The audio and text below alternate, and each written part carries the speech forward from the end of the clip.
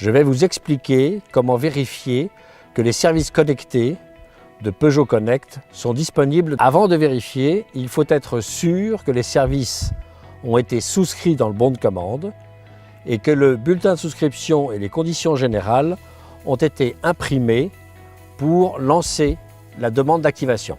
Appuyez sur le toggle switch navigation.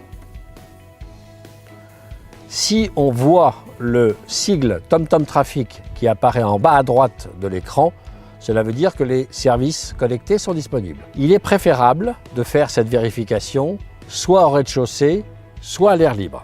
On peut confirmer en appuyant ici, donner service, accès aux services connectés activé, disponibilité des services connectés disponible. Maintenant, on va vérifier que chaque service fonctionne. Le premier service, la météo. Et là, on voit apparaître le picto avec la température. Ça veut dire que le service météo fonctionne. Après l'onglet météo, on appuie sur le deuxième onglet, station d'essence. Là, on voit apparaître le prix du carburant de la voiture. Ça veut dire que le service fonctionne. On appuie sur le troisième onglet. On appuie sur un parking. L'adresse apparaît.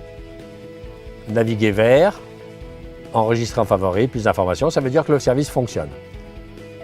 Le trafic maintenant, on zoome, et là, on voit apparaître ces traits jaune, orange ou rouge, ça veut dire que le service trafic fonctionne.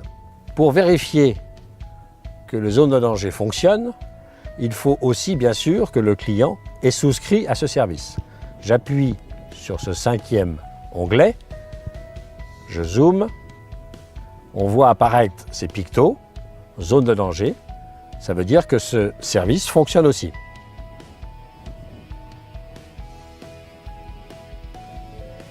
On voit apparaître les pictos,